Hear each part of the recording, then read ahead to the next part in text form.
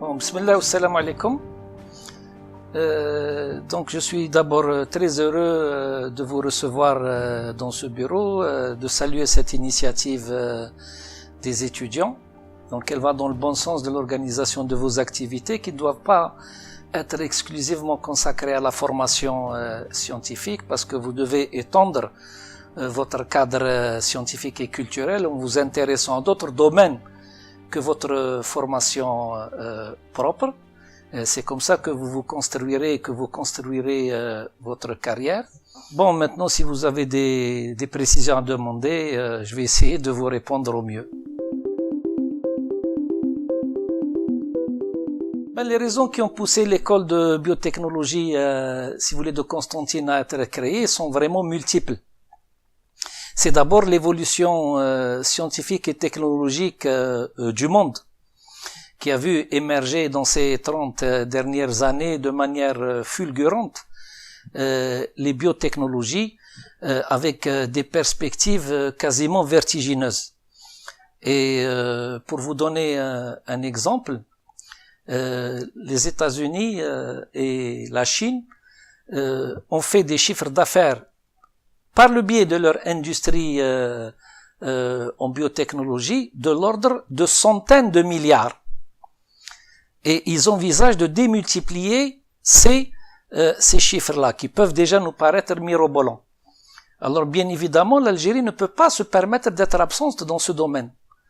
Dans ce domaine qui représente un des plus grands challenges et une des plus grandes possibilités de développement industriel à l'avenir. Parce que, si vous voulez, l'évolution, on va dire, industrielle et technologique de ces dernières années a montré que les pays émergents, ou du moins les pays que l'on dit émergents, ce sont des pays qui se sont surtout développés en prenant à leur compte l'industrie délaissée par les pays développés. Délaissée pourquoi? Parce qu'ils ont jugé qu'elle avait une plus-value qui n'était plus intéressante. Donc c'est pour ça qu'on a par exemple vu des pays comme l'Afrique du Sud, le Brésil, Singapour, en fait presque tous les pays asiatiques émerger dans l'industrie automobile, l'industrie électronique, etc. Mais pourquoi? C'est parce que ces industries-là ont d'abord été, abandonnées par les États-Unis et le reste des pays avancés de l'Occident, parce qu'ils ont jugé que leur plus-value n'était plus suffisante. Et ces pays peuvent se permettre une telle démarche au niveau industriel parce qu'ils ont une recherche forte qui leur permet à chaque fois d'investir de nouveaux créneaux. Le temps que les autres pays arrivent à maîtriser ces technologies, eux, ils auront développé d'autres secteurs et d'autres technologies, et donc ils vont abandonner sans grand regret les technologies auxquelles auront accédé ces pays émergents. Encore une fois, pourquoi? Parce que de faibles plus-values, etc. Donc, si vous voulez, pour les biotechnologies, bien sûr, la logique, elle est la même. Et si un pays veut se développer dans ce secteur, il doit s'investir dans la formation, mais surtout dans la recherche. Dans la recherche, pour ce qui concerne l'Algérie, déjà pour rattraper pas mal du retard accumulé depuis des décennies, et ensuite pour essayer de faire la course en tête avec tous les pays qui comptent dans ce secteur. Donc voilà pourquoi, si vous voulez, il était indispensable qu'une école de biotechnologie du type de l'ENSB soit installée en Algérie, et d'où l'utilité donc de cette école et de ses grandes ambitions, non seulement dans la formation, mais aussi dans la recherche.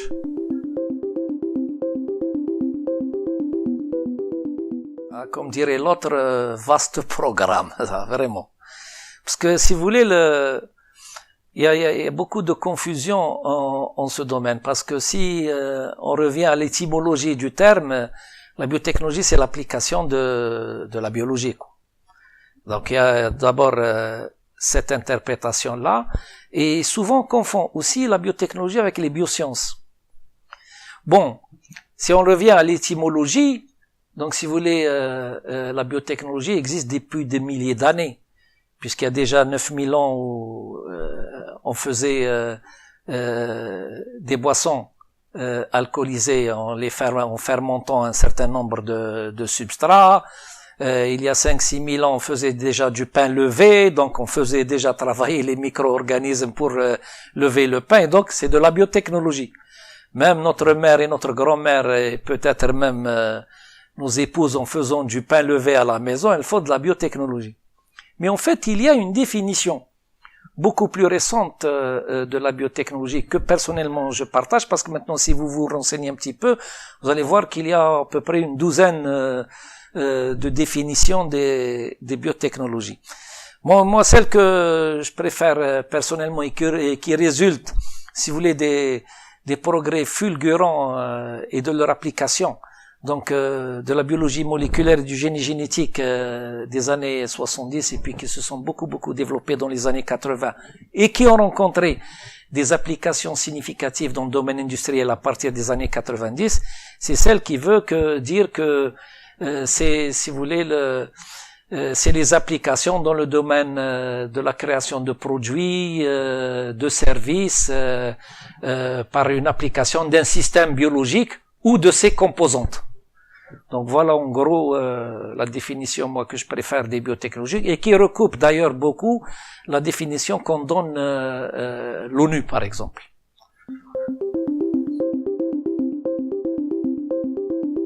De ce point de vue, c'est pas compliqué, hein. L'ENSB a l'ambition d'investir quasiment tous les domaines de la biotechnologie. Tous les domaines de la biotechnologie dans leurs aspects les plus avancés qui soient. Donc aussi bien le domaine biomédical que le domaine de l'environnement, que le domaine des bioprocédés industriels, des biotechnologies végétales, des biotechnologies animales. L'ENSB ne s'interdit aucun domaine. Voilà. Si un pays ambitionne de développer un tissu industriel et avec son support de recherche, donc en biotechnologie, il est bien évidemment, évident que la ressource humaine, ça va être le moteur de cette politique-là.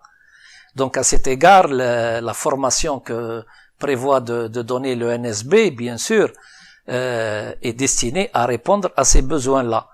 Donc d'abord en répondant par les élèves ingénieurs eux-mêmes, si vous voulez, à la demande industrielle. Vous savez par exemple que dans le bassin d'emploi du Constantinois, il y a de grandes possibilités d'emploi dans le secteur pharmaceutique et parapharmaceutique, mais ces possibilités dans ce secteur-là s'étendent en fait à toute l'Algérie, mais il n'y a pas que ça. Il n'y a pas que ça parce que le NSB est en train de prospecter tout le territoire national pour définir en fin de compte, si vous voulez, les domaines où elle va prioritairement se développer à l'avenir. Et donc, de ce point de vue-là, l'apport des élèves ingénieurs devrait être des plus importants. Ah ben oui, bien sûr, pour faire un partenariat, il faut être deux. Et donc, bien sûr, le NSB n'attend pas que vous arriviez en troisième année pour essayer de chercher des partenaires. Le NSB a déjà de très nombreux partenaires, aussi bien dans le domaine industriel que dans le domaine de la formation, puisque la politique de l'ENSB est une politique d'ouverture absolument totale, à la fois sur le milieu industriel, mais aussi sur le milieu universitaire et technologique. Donc au jour d'aujourd'hui, nous avons plusieurs dizaines de partenaires industriels et universitaires, nationaux et étrangers, avec lesquels nous avons donc signé des conventions qui définissent le cadre de ce partenariat, c'est-à-dire qu'est-ce que va fournir l'ENSB et qu'est-ce qu'elle attend de ses partenaires et vice-versa. Donc bien évidemment, ce partenariat, il est envisagé de longue date et préparé de longue date et ça ne va pas s'arrêter.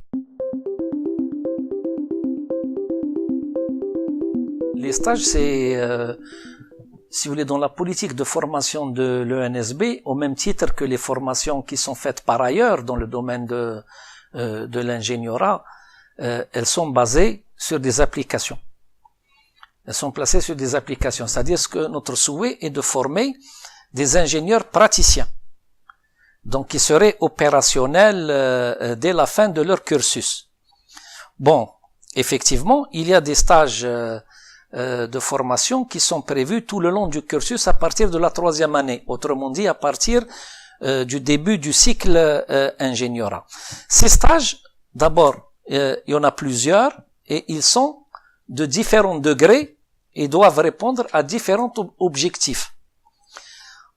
Il y a parmi ces stages, donc au départ, l'étudiant va être placé dans une entreprise déjà pour avoir un aperçu exact de son environnement de travail futur, pour avoir une perception de la problématique, si vous voulez, de l'emploi. Et dans une seconde étape, les stages vont être appliqués à des développements industriels, parce que nous, on prévoit des stages dans un véritable cadre de partenariat avec les industriels, dans la mesure où ces stages devraient être win-win, comme on dit, c'est-à-dire gagnant-gagnant. C'est-à-dire, nous n'envisageons pas du tout que nos ingénieurs en stage soient une charge pour l'entreprise. Bien au contraire. Nous envisageons, si vous voulez, que nos étudiants stagiaires prennent en charge des problèmes que rencontre, des problèmes soit d'application ou de développement que rencontre l'entreprise, les prennent en charge pour les résoudre en collaboration, à la fois avec l'encadrement technique des entreprises et l'encadrement technique fourni par l'école à ses étudiants durant leur stage. Donc c'est vraiment dans un cadre de partenariat que nous voulons développer ces stages-là, et pour nous ces stages dans le cadre du cursus de formation d'ingénieur représentent quelque chose d'absolument fondamental. La biotechnologie, c'est une des sciences qui avance le plus actuellement dans le monde, avec les TIC.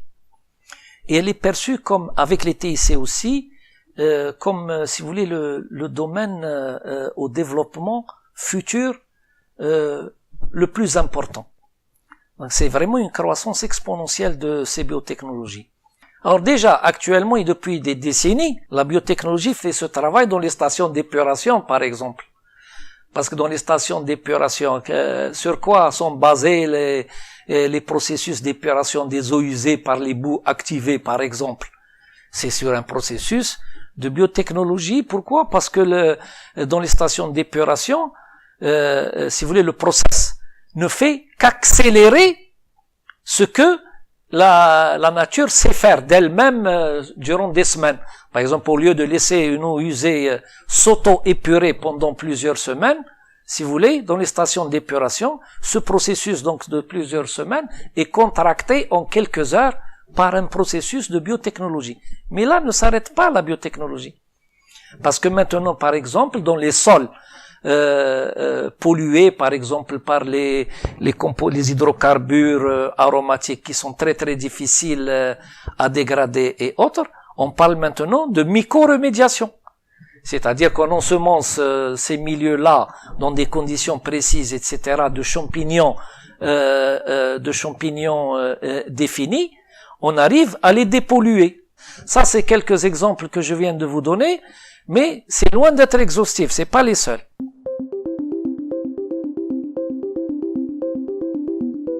Bon, on peut expliquer ce brassage des sciences par le fait qu'il n'y a pas que la biotechnologie, la plupart des sciences émergentes et actuelles sont pluridisciplinaires et il n'y a plus les cloisons qui séparaient auparavant les sciences. Pourquoi? Parce que les sciences ont désormais des outils communs et, si vous voulez, la conjugaison de sciences différentes permet des synergies qui permettent d'atteindre les objectifs mieux et plus vite. Par exemple, quand vous parlez de biotechnologie, vous pouvez pas faire abstraction de la chimie. Vous pouvez pas faire abstraction de la physique. Vous pouvez pas faire abstraction de l'électronique, des sciences des matériaux, etc. On a parlé tout à l'heure de pharmacie, de parapharmacie. Par exemple, en biotechnologie, vous avez tout un domaine, celui par exemple des implants et des prothèses, où il y a des matériaux à définir, où il y a des interfaces tissus cellulaires, matériaux à traiter, où il y a de l'électronique à mettre dedans, il y a des problèmes de compatibilité, de problèmes de contraintes liées au vivant, et donc c'est en cela que la pluridisciplinarité est absolument nécessaire. Et donc cela s'explique par cela que les sciences maintenant s'interpénètrent, parce qu'elles apportent une synergie mutuelle qui permet d'avancer, comme je l'ai dit, plus vite et mieux. Voilà, je vous remercie, et donc bon vent et bon courage à cette initiative que je salue encore une fois. Merci.